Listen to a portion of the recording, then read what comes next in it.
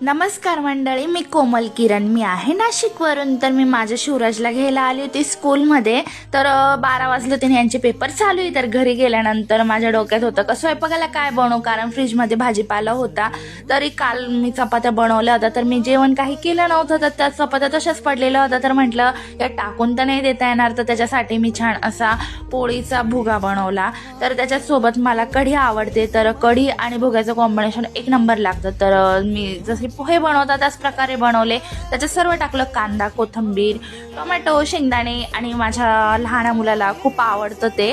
तर छान बनवला. आणि माझा बाळ म्हणत होता, मम्मा तू खूप दिवस झाले तर बनवला नाही. आणि किरणला पण खूप आवडायचा.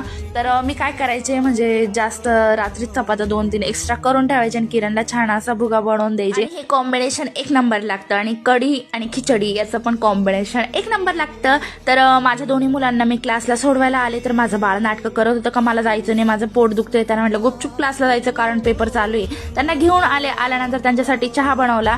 आणि लहानपणी कोणी समोसा खाल्लाय, तर पहिले आपण लहान होतो त्यावेळेस हा 1 रुपयाला भेटायचा. आणि इतका मोठा भेटायचा का तो एक खाल्ल्यानंतरच पोट भरून जायचं. तर आम्ही छानसा नाश्ता केला.